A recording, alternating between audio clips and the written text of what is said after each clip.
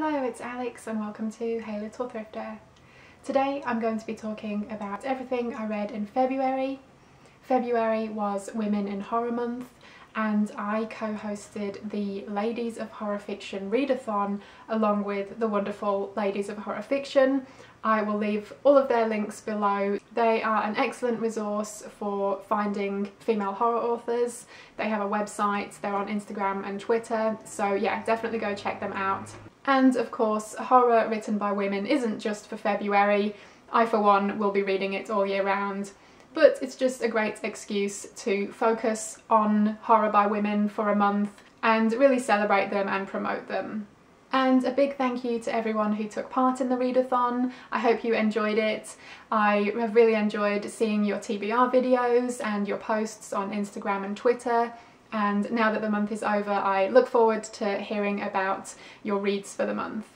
So I ended up focusing my whole month on the readathon, and almost all of the books I read fitted into the challenges. So for challenge 1, which was to read a book by an indie author, first up I read Cry Your Way Home by Damien and Angelica Walters.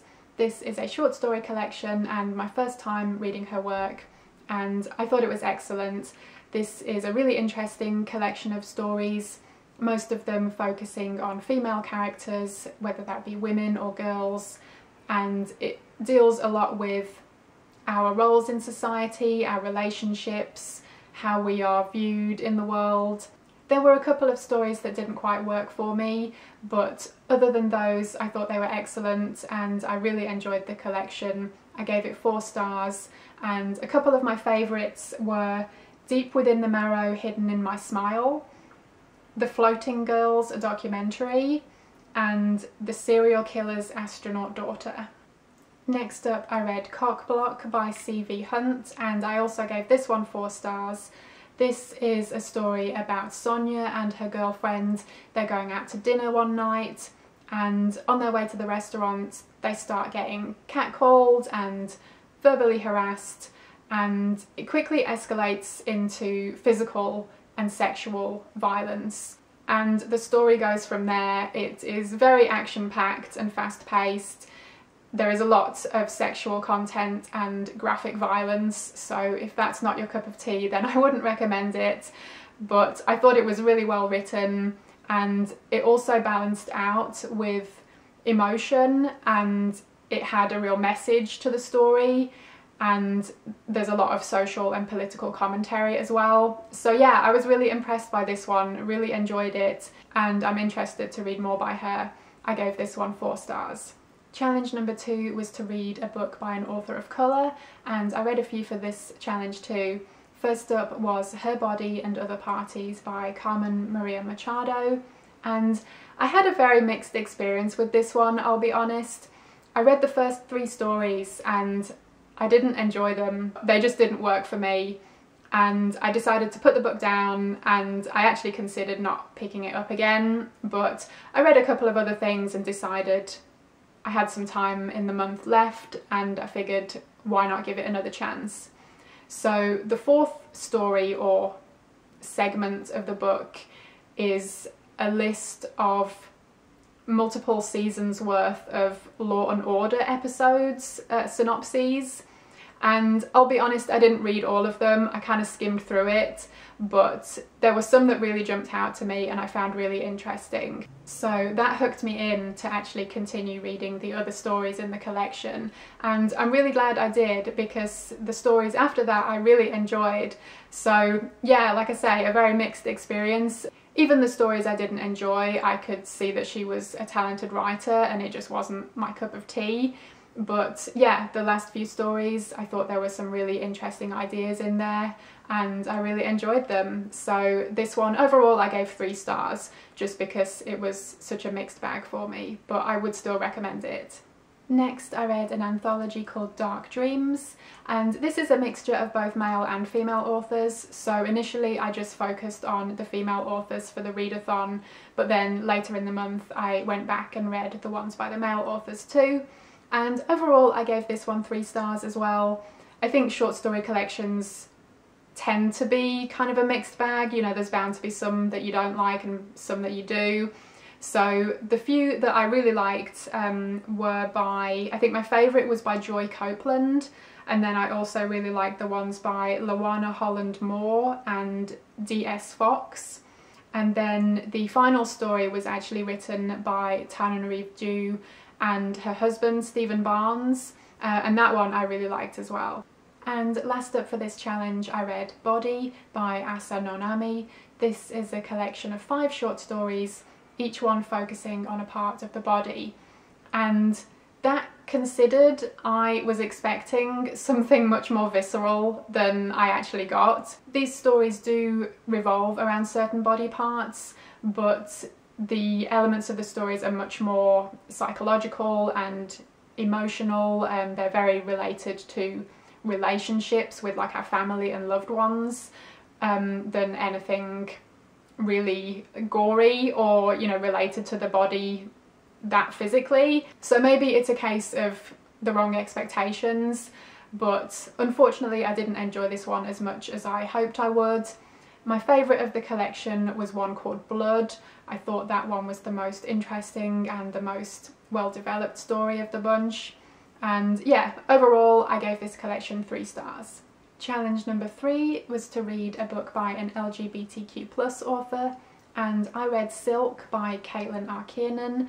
This is my first time reading her as well, and I really enjoyed it. Silk came out in the late 90s, and it's about several different characters who fall into different subcultures, and eventually all of these characters' stories come together around a girl called Spider.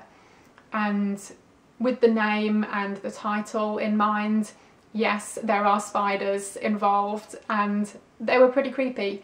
A lot of the story is character development. We really get to know these characters before their stories really intertwine. So if that's not your kind of thing, then you might not like it.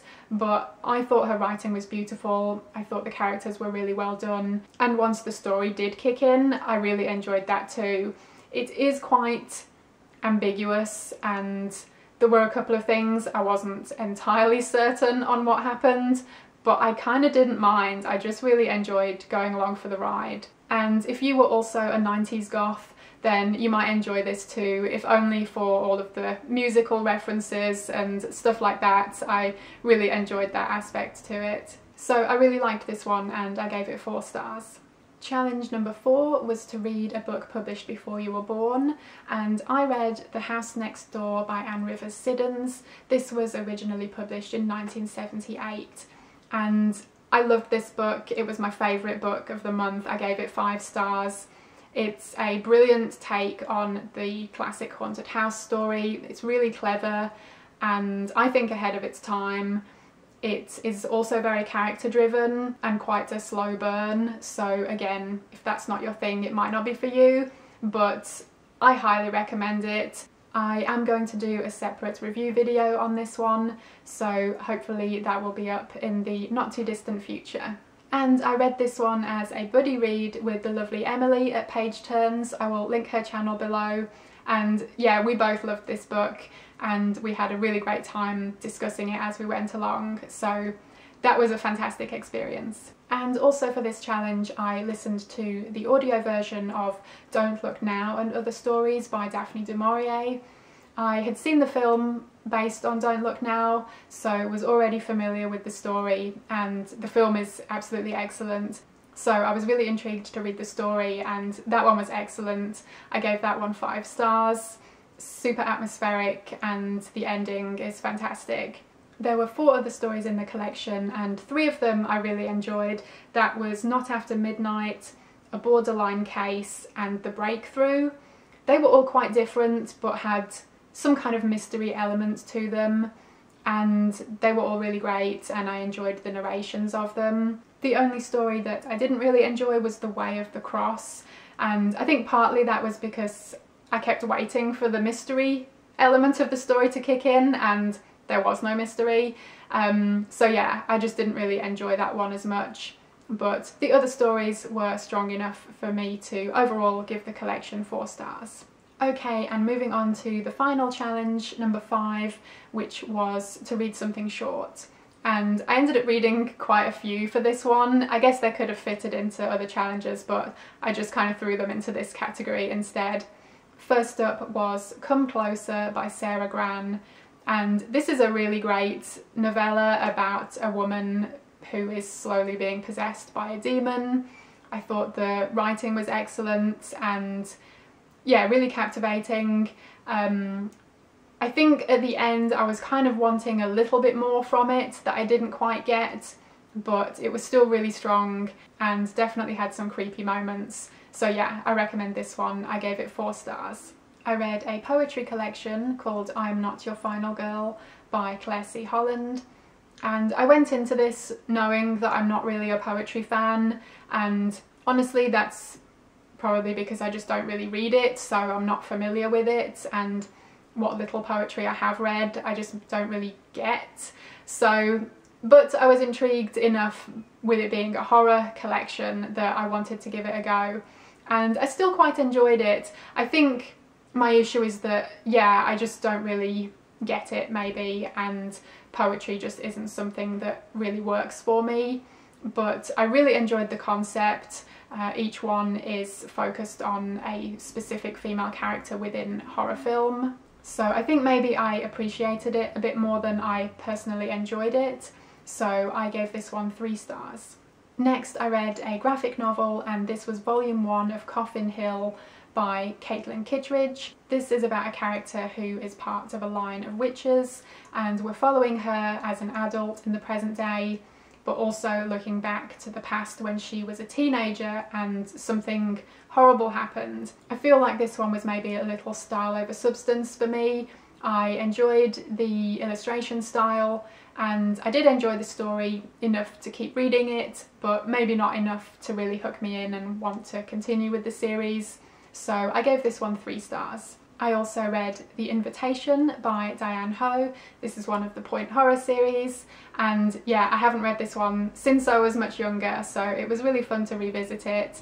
And this is about a group of unpopular kids at school that get invited to the popular kids party, and most of them are just really excited about it, but one of them is definitely quite skeptical, and she definitely has right to be skeptical about why they were invited to this party, because it wasn't with the best intentions. And this one was okay, I quite enjoyed it.